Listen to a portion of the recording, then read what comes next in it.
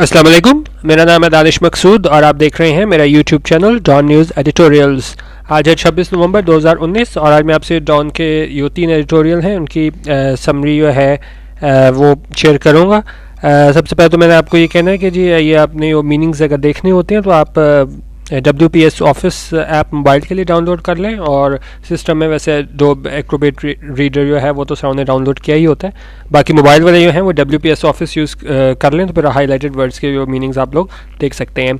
अच्छा, 3 एडिटोरियल है हमारे पास। पहला एडिटोरियल हमारे पास है वुमेन डॉक्टर्स, सेकेंड एडिटोरियल है हमारे पास प्लेंटी टू हाइड और तीसरा हमारे पास है बुज़दार अनसर्टेनिटी।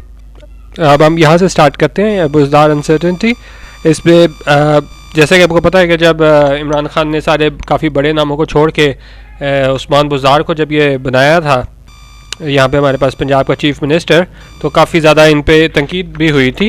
तो ये उसकी अनसर्टेनिटी बात कर रहे हैं कि ये क्या है, क्लैरिटी नहीं है बुज़दार अनसर्टेनिटी के। काफ़ी साल ज़्यादा हो चुका है इस बात को, लेकिन अभी तक हम अगर देखें तो काफ़ी तनकीद का सामना है, खासतौर पर जो गवर्नेंस रही है पंजाब में उस हवाले से स्टार्ट करते हैं। From being touted as a symbol of the common man's empowerment in August 2018 to becoming the imminent fall guy just over a year later, it has been a steep climb down for Sardar Usman Buzdar. Touted क्या होता है? जब आप किसी को कर रहे होते हैं to describe or advertise boastfully, publicize और promote praise extravagantly।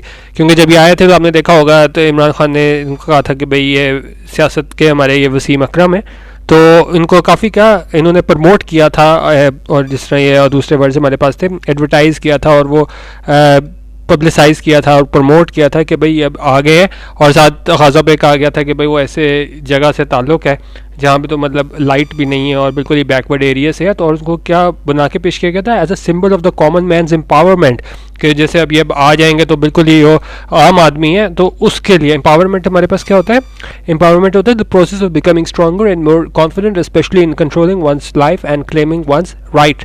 तो उन्होंने कहा ये एम्पावर कर देगा एक आम आदमी को, क्योंकि जब वो देखेगा कि बिल्कुल एक छोटी जगह से जहाँ पे बिजली भी नहीं है वहाँ का बंदा जो आके पंजाब का चीफ मिनिस्टर बना है, तो ये क्या होगा, एम्पावर कर देगा उन्हें। और ये बता रहे हैं कब ये आए थे उस्मान बुज़दार, ये अगस्त 2018 में आए थे। तो बिकमिंग द इमिनेंट फॉल गाय, अब इसमें यह है कि इमिनेंट फॉल गाय कि एकदम इमिनेंट होता है एकदम, आप जब वो हो जाता है फॉल गए मतलब ये होता है कि बिल्कुल ही अगर आप देखें तो बिल्कुल ही वो चीज़ ख़त्म हो गई है। जिस तरह उनको कहा गया था अगस्त 2018 में कि जी एक सिंबल होंगे, तो बिल्कुल उसके बरक्स हुआ है। जस्ट ओवर ईयर लेटर होने का सिर्फ 1 साल में जो है वो उससे बिल्कुल अलग हुआ है जो उनको पोर्ट्रे किया गया था, जिस तरह उनको पब्लिसाइज किया गया था।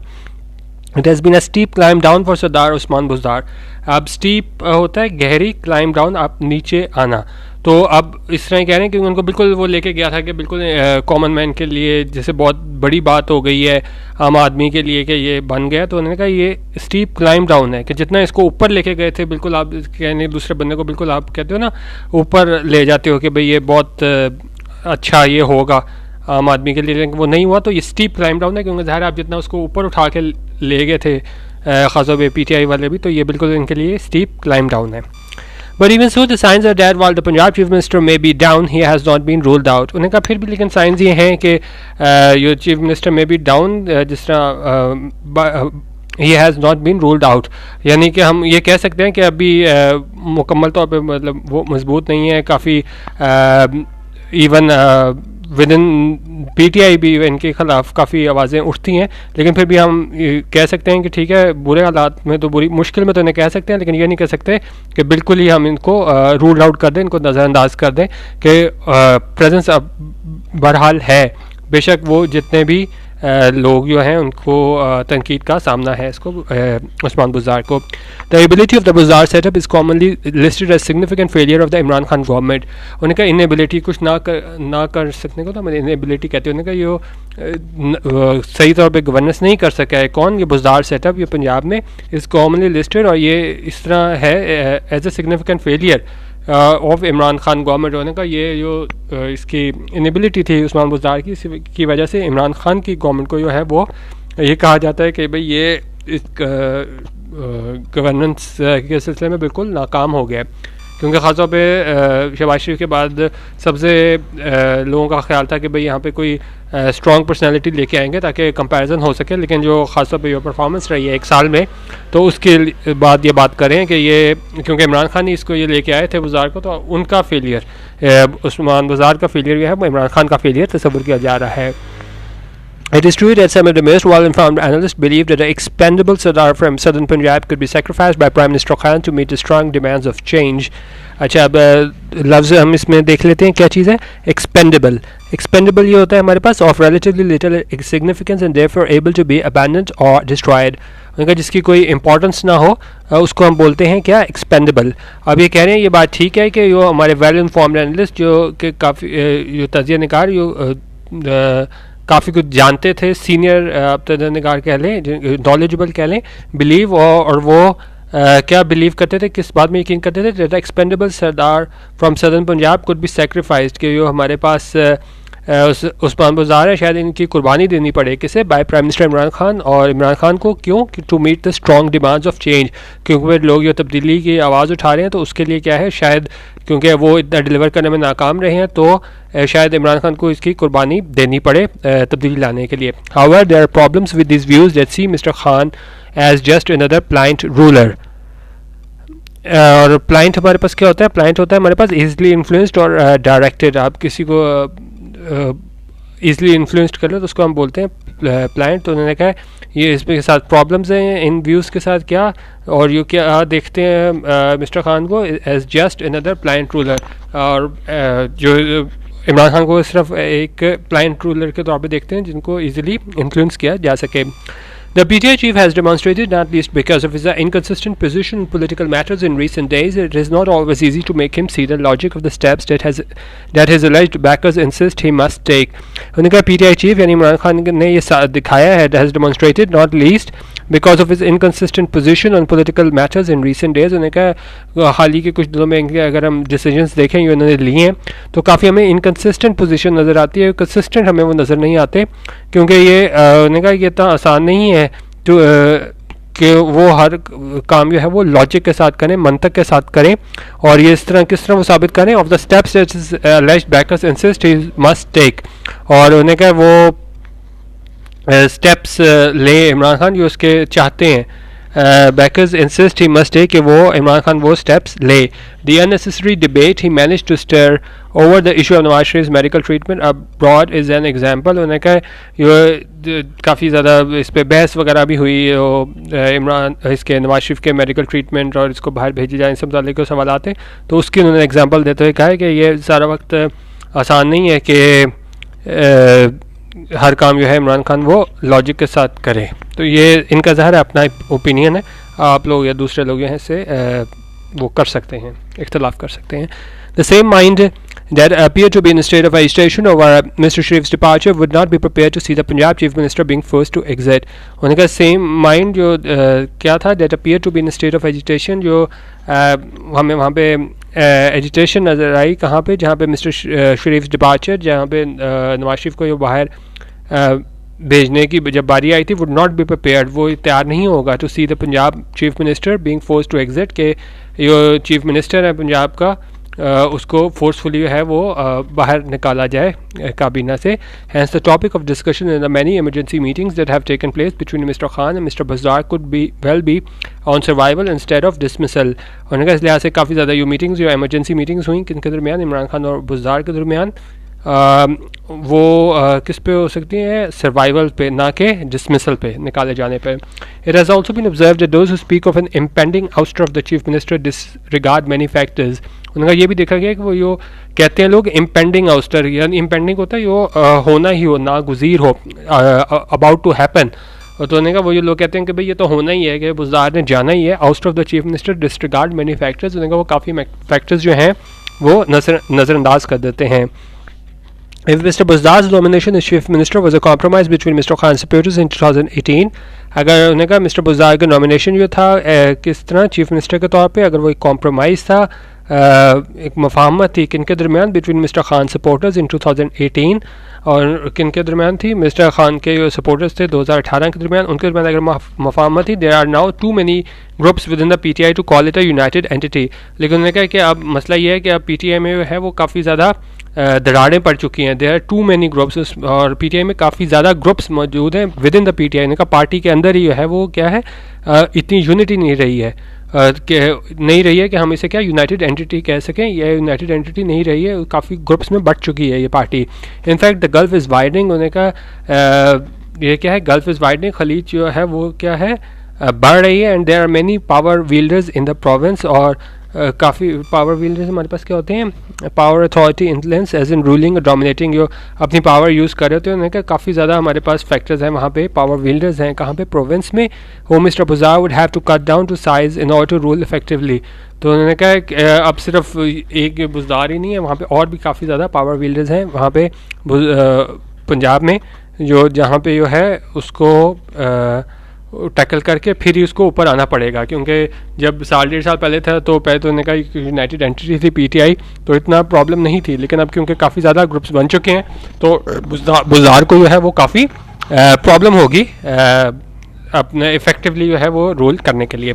इन एग्जांपल्स ऑफ वाइडनिंग डिविजन्स, और उन्होंने कहा एक तो ये एग्जांपल हो गई हमारे पास कि काफ़ी ग्रुप्स में बढ़ चुके हैं। इसके अलावा क्या है अगर हम दूसरी एग्जांपल्स देखें कि ये वाइडनिंग डिवीजन की, उसमें हमें क्या नज़र आता है the general secretary of the PTI in central Punjab resigned और इंट्रा पार्टी डिफरेंसेस। उनका पार्टी के दरमियान जो इख्तलाफात थे उसकी वजह से जो थे जनरल सेक्रेटरी पीटीआई के उन्होंने इस्तीफ़ा दे दिया। Wide an issue of extreme resentment हमारे पास होता है bitter indignation eight having treated unfairly, कि अगर आप किसी को बहुत ज़्यादा अनफेयरली ट्रीट करो तो आप कहते हैं रिजेंटमेंट आप शो करते हो, अपनी क्या नापसंदगी की जाहिर करते हो। तो उन्होंने कहा इसी भी क्या हुआ large number of PTI Punjab law makers stayed away from recent parliamentary party meeting हुई थी। उन्होंने अपनी रिजेंटमेंट दिखाने के लिए नापसंदगी दिखाने के लिए क्या किया, काफ़ी ज़्यादा पीटीआई के पंजाब के लॉ मेकर्स थे वो उन्होंने हाल ही में होने वाली पार्लियामेंट्री पार्टी मीटिंग जो है वो अटेंड नहीं की। There are enough signs to caution the more astute PTI members against taking the risk of holding elections for a new chief minister, Mr. इसमें उन्होंने कहा ये काफ़ी साइंस मौजूद हैं जो ख़बरदार करेंगे किसको जो PTI मेंबर्स हैं उनको कि against taking the risk of holding elections for a new chief minister, कि वो ये कहें कि जी हमें वो नहीं करना चाहिए, क्या इलेक्शंस होल्ड नहीं करने चाहिए न्यू पंजाब के नए चीफ मिनिस्टर के लिए। Mister Buzdar had won the chief minister's post by slimmest majority in the house, और उन्होंने कहा मिस्टर बुज़दार ने जो चीफ मिनिस्टर पोस्ट हासिल की है जो जीती है वो क्या है by the slimmest majority in the house. उन्होंने बहुत थोड़ी बढ़तरी से ये पोस्ट हासिल की है सिक्योरिंग 186 आउट ऑफ 371 वोट्स। उनका 371 में से उन्हें सिर्फ कितने मिले थे 186 votes. The tally included votes by the PTI, उसमें उन्होंने कहा पीटीआई के वोट्स भी शामिल थे plus by the PML-Q and 3 independent MPS, और इसमें पीएमएलक्यू और 3 जो आज़ाद एमपीएस थे वो भी शामिल थे। अगेंस्ट दिस बैकड्रॉप और इस सारी बातों के तनाजुर में देयर इज़ नो रीज़न, और इसमें कोई हम ये नहीं कह सकते there is no reason for mister Khan to expose his government, और मिस्टर खान को क्या नहीं करना चाहिए, क्या एक्सपोज करना चाहिए his government and party to the tough test that an election for a new chief minister in Punjab could turn out to be. उनका ये बड़ा टफ टेस्ट हो सकता है कि अगर ये इलेक्शन करा दे चीफ मिनिस्टर पंजाब के लिए तो ऐसा इमरान खान को नहीं करना चाहिए। He already has too many monsters to deal with, उनका उसके पास पहले ही काफ़ी ज़्यादा मसले हैं। Creating a new one will not help matters, और उन्होंने कहा अगर उसने ये नई चीज़ कर ली यानी कि क्या कि जी इलेक्शन करा लेते हैं चीफ मिनिस्टर पंजाब के लिए तो ये एक नया मसला अपने लिए खड़ा कर लेगा और इससे जो है वो मसले हल नहीं होंगे। ये हो गया हमारे पास एक एडिटोरियल आज का। ये था हमारे पास क्या बुज़दार अनसर्टेनिटी, क्योंकि ये बुज़दार को चीफ मिनिस्टर पंजाब बनाने के बाद जो भी नामसाइल हालात से गुजरा है ये सारा सूबा, और यो अभी भी हमारे पास देखें यहाँ पे भी वो पीटीआई के अंदर भी वो काफ़ी ज़्यादा आवाज़ें इस बारे में उठ रही हैं कि इसको नहीं होना चाहिए।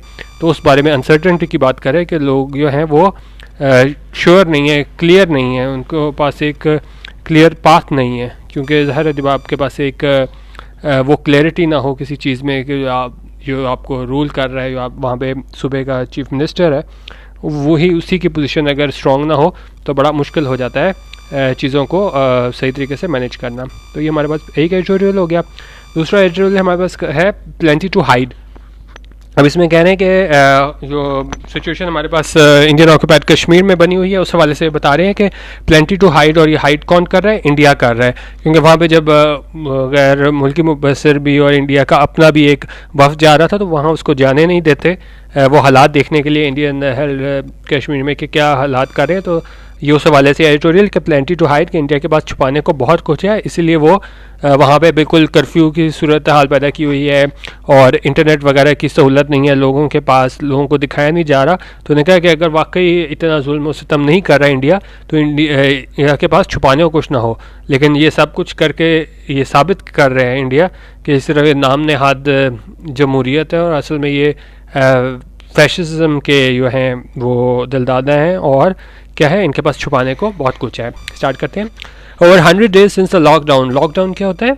A lockdown or clampdown is an emergency protocol that usually prevents people or information from leaving an area. अगर जब आप किसी को वहाँ से जाने ना दो और कोई इन्फॉर्मेशन हासिल करने का भी आपके पास जरिया ना हो तो उसको हम लॉकडाउन कह देते हैं। The protocol can usually only be initiated by someone in a position of authority, और ये ज़ाहिर है वही इनिशिएट कर सकता है। ये क्या होगा? पोजीशन ऑफ अथॉरिटी में होगा। जिस तरह इंडिया जो है वो डोमिनेट कर रहा है इंडियन ऑक्यूपाइड कश्मीर की मजलूम आवाम को।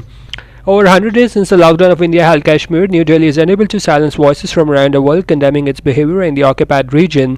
उनका 100 दिन से ज़्यादा हो चुके हैं इस लॉकडाउन को, जहाँ पे इंडिया ने हर तरह की जो है वो इंफॉर्मेशन का ज़रिया बंद किया हुआ है, इंटरनेट सर्विस नहीं है, लोगों का एक दूसरे से क्या है वो नहीं है, कम्युनिकेशन नहीं है वहाँ पे, और बिल्कुल कर्फ्यू सूरत हाल है। लेकिन फिर भी क्या है, न्यू दिल्ली यानी इंडिया जो है वो आवाज़ें नहीं दबा सका किसकी, फ्रॉम अराउंड द वर्ल्ड, और पूरी दुनिया में इसको तनकीद का निशाना बनाया गया, कंडेम किया गया इसके बिहेवियर को, और कहाँ पे? In the occupied region. The latest of these has emerged in the US Congress. उन्होंने कहा जो लेटेस्ट हमें नज़र आता है वो कहाँ नज़र आता है? यूएस कांग्रेस में नज़र आता है। कहाँ पे? With Arab American law maker Rashida तलेब। उन्होंने कहा ये अरब अमेरिकन लॉ मेकर हैं, इनका नाम है Rashida Tlaib. Introducing a resolution, उन्होंने अपनी क्या करारदाद इंट्रोड्यूस करवाई, और that serves as a searing indictment. Searing क्या होता है हमारे पास? सीरिंग हमारे पास होता है सिविली क्रिटिकल, यानी कि वो बहुत ज़्यादा उस पर तनकीद का उन्होंने निशाना बनाया of Indian actions in IH कि जो इंडिया कर रहा है इंडियन ऑक्यूपाइड कश्मीर में, इंडियन हेल्ड कश्मीर कह लें। The resolution calls for many things, और ये करारदाद में काफ़ी चीज़ों का मुतालबा किया गया है, including asking India to lift the communications blockage and allow the provision of medical treatment without obstruction. और करारदाद में ये काफ़ी चीज़ें कही गई हैं, उनमें क्या क्या ये कही गई हैं, कुछ चीज़ा बातें ये हैं कि इंडिया को कहा जाए कि वो कम्युनिकेशन ब्लॉकेज ख़त्म कराए ताकि लोगों को जो है वो कम से कम जो है ये सहूलत हो कम्युनिकेशन वगैरह की, इंटरनेट की सहूलत हो, and allow the provision of medical treatment. उन्होंने कहा जो मेडिकल ट्रीटमेंट है वो दिया जाए विदाउट ऑब्स्ट्रक्शन, और किसी किस्म की कोई इन पर क्या पाबंदी नहीं लगाई जाए। The document notes that India's actions in the occupied region are not reflective of the shared democratic norms and values between Washington and New Delhi. उन्होंने कहा ये डॉक्यूमेंट से हमें ये भी पता चलता है कि जो इंडिया के एक्शन है वो ऑक्यूपाइड रीजन में जो कब्ज़ा किया हुआ है इन्होंने आर नॉट रिफ्लेक्टिव, और ये जाहिर नहीं करते of the share democratic norms. उन्होंने कहा वो नॉर्म्स जो एंड वैल्यूज़ जो वाशिंगटन और न्यू दिल्ली शेयर करते हैं, उन्होंने कहा ये वो चीज़ नहीं है जो हम कहते हैं कि जी डेमोक्रेटिक नॉर्म्स हैं जो इंडिया और ये अमेरिका वाले शेयर करते हैं। Indeed far from being democratic, उन्होंने कहा ये किसी तरह भी जो है वो जमहूरी तर्ज अमल नहीं है इंडिया का। इंडियाज़ ब्रूटिश मेथड्स, ब्रूटिश क्या होता है हमारे पास? Rough, unpleasant and often violent. उन्होंने कहा जो इंडिया के जो है brutish methods in the held region have more to do with fascism, और ये फैशिज्म है हमारे पास। ये क्या होता है हमारे पास कि जब आप अपने ही कास्ट को, अपने ही ग्रुप को जो है वो सुपीरियर समझो, जिस तरह इंडिया वाले कहते हैं कि जी हिंदू मत है ये और इन्हीं को ही हक है, और दूसरे जितने भी मज़ाहब हैं जिस तरह क्रिश्चियनिटी हो गई, मुस्लिम्स हो गए, तो इनको कोई हक नहीं है। जो हमारा हिंदू मत है वही क्या है? सुपीरियर है। ये कह रहे हैं as reported, a group of Indian activists have been barred by the authorities from visiting areas in IHK outside Srinagar. बार होता है किसी चीज़ को रोक देना। उन्होंने कहा जिस तरह क्या है ग्रुप ऑफ इंडियन एक्टिविस्ट जो थे उनको रोक दिया गया किसकी जानिब से? अथॉरिटीज़ की जानिब से, इंडियन अथॉरिटीज़ की जानिब से, from visiting areas in IHK outside Srinagar. उन्होंने कहा श्रीनगर से बाहर जो है वो अथॉरिटीज़ को विजिट करने से रोक दिया गया। The activists include a former union minister as well as former government and military figures. उन्होंने कहा आम लोग नहीं थे, वो जो एक्टिविस्ट थे उसमें कौन कौन शामिल था? उसमें फॉर्मर यूनियन मिनिस्टर शामिल था और farmer government and military figure वो भी शामिल थे। Indeed, the question arises that if New Delhi has nothing to hide, उन्होंने कहा अगर न्यू दिल्ली इंडिया के पास कुछ अगर छुपाने को नहीं है, why is it preventing its citizens from seeing the conditions that prevail in IHK? तो ये क्यों रोक रहा है अपने ही शहरियों को कि वो देखे वो हालात, वो कंडीशंस जो कि इस वक्त प्रिवेल कर रही हैं, जो मौजूद हैं कहाँ पे, IHK में, फॉर देमसेल्व्स। वो क्यों नहीं उन्हें देखता? तो क्या है चीज़ है जिसकी पर्दादारी है? Perhaps because there is plenty to hide. उन्होंने कहा परहैप्स क्या है, मे बी कि यहाँ पे छुपाने को बहुत कुछ है, इसलिए ऐसा अपने ही शहरियों को IHK जाने के ऑब्जर्व नहीं करने दे रहा कि क्या हालात है। As the attitude of the authorities in held Kashmir reeks of a colonial mindset। उन्होंने कहा ये क्या शो कर रहा है? colonial mindset शो कर रहा है कि आप अपने आप को सुपीरियर समझ के दूसरों को गुलाम समझ देते हैं। For example, when family members of detained Kashmiri leaders visited them recently, security men reportedly frisked a toddler। frisked होता है आप जब तलाशी लेते हो ना, दूसरे बंदे को ये हाथ खड़े करें और फिर आप उसको तलाशी लेते हो। तो यहाँ पे बात क्या कर रहे हैं कि बच्चे की, बिल्कुल छोटे बच्चे की जो है उसकी भी उन्होंने इस तरह तलाशी ली सिक्योरिटी वालों ने। तो सच डिग्रेडिंग बिहेवियर, उन्होंने कहा ये बिल्कुल आप क्या है डिग्रेड कर देते हो दूसरे बंदे को बिल्कुल ना। तो उसका जो बिहेवियर है उस तरह का shows that while India has snatched their freedom from them, उन्होंने कहा ये शो करता है कि इंडिया ने उनसे आज़ादी तो छीन ली है, it is now trying to rob the Kashmiris of their dignity as well। तो उनकी जो सेल्फ रिस्पेक्ट है तो वो भी हासिल करने की कोशिश कर रहा है India.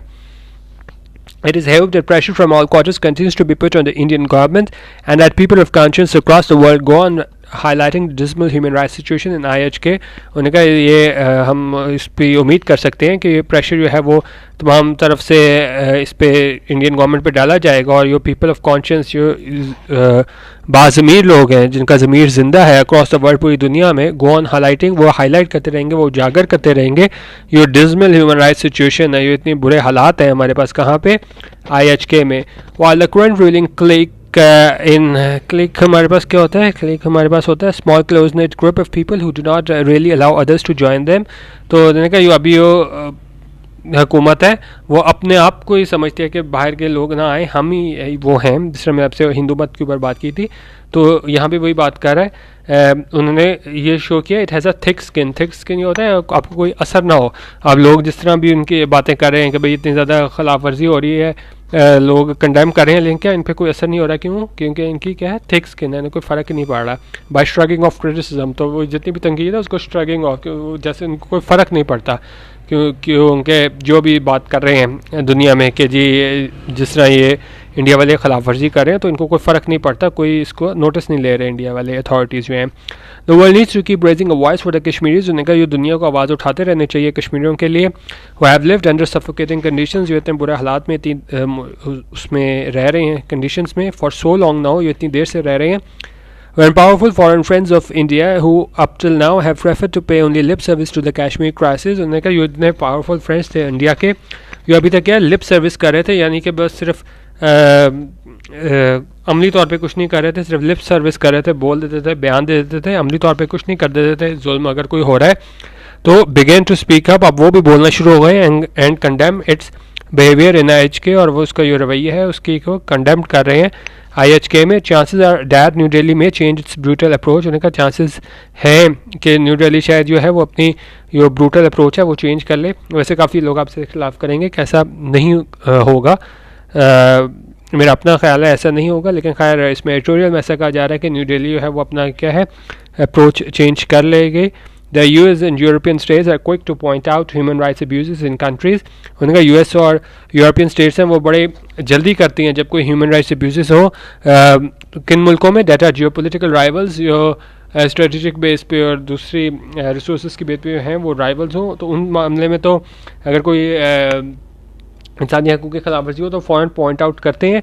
It is time that called a spare होने का वक्त आ गया है कि वो हक सच बात करें, कॉल्ड स्पेड जो चीज़ है उसको वही कहें। When it comes to India's treatment of besieged Kashmiris, besieged होते हैं besieged, under siege, blockaded, surrounded, तो उन्होंने कहा ये beleaguered कश्मीरीज़ हैं, तो इनके साथ भी इंडिया वाले ट्रीटमेंट करें। तो इस पर भी जो यूएस और यूरोपियन स्टेट्स हैं उन्हें चाहिए कि जिस तरह वो बड़े ममालिक के लिए आवाज़ उठाते हैं, तो इसी तरह ये beleaguered कश्मीरीज़ जो हैं, besieged कश्मीरीज़ हैं, इनके लिए भी आवाज़ उठाएँ। ये था हमारे पास दूसरा एडिटोरियल। और आज के जो तीसरा और आखिरी एडिटोरियल मैं आपसे शेयर करता हूँ वो है वुमेन डॉक्टर्स। और इसमें ये बताया गया कि हमारे मुल्क में जो हैं वो लड़कियां तालीम हासिल करके डॉक्टर बन के जो हैं वो अमली तौर पे मेडिसिन की फील्ड को ज्वाइन नहीं करती, तो इससे कितने ज़्यादा हमारे पास नॉन प्रैक्टिसिंग डॉक्टर्स हो गए हैं और इसकी वजह से कितना हेल्थ इशू हमारे पास क्रिएट हो रहे हैं। तो उस वाले से उन्होंने बयान किया। स्टार्ट करते हैं। Report in this paper has shed light. Shed light होता है किसी चीज़ को आप क्लेरिफाई करना हो, किसी चीज़ के लिए आप जो है उसको आसान बनाओ। जिस तरह इन्होंने कहा कि हमारे पेपर में एक चीज़ छपी थी जिसने इस चीज़ की तरफ इशारा किया था, इस चीज़ पे रोशनी डाली थी, जो मसला है इसको उजागर किया था। Has shed light on a new initiative. Initiative होता है हमारे पास, इनिशिएटिव क्या होता है? इफ़ द पावर और अपॉर्चुनिटी टू एक्ट और take charge before others do. उन्होंने कहा अगर आप पहले करो ना, आप इनिशिएट करते हो कोई चीज़, तो उन्होंने कहा कि इस पेपर ने डाउन ने क्या है वो इस चीज़ और जो है हमारे पास इशू इसको हाईलाइट किया था और न्यू इनिशिएटिव। और क्या इनिशिएटिव था? इनिशिएटिव ये था which will attempt to bring 35,000 non practising women doctors back into the field. उन्होंने कहा क्या इनिशिएटिव था कि वो कोशिश थी कि जो 35,000 नॉन प्रैक्टिसिंग वुमेन डॉक्टर्स हैं, क्योंकि वो किसी भी वजूहात की बना पे शादी होने के बाद या इजाज़त ना मिली या बच्चों के बाद जो है वो प्रैक्टिस नहीं कर पाती, तो उन्होंने कहा जो 35,000 हमारे पास नॉन प्रैक्टिसिंग ख़वातीन थी, तो इस इनिशिएटिव के थ्रू उनको दोबारा इस फील्ड में लाया जाएगा। कहाँ, किस तरह? Through the innovative use of technology. उन्होंने कहा टेक्नोलॉजी की मदद से उनको वापस लाया जाएगा। आगे इसकी डिटेल बता रहे हैं कि किस तरह।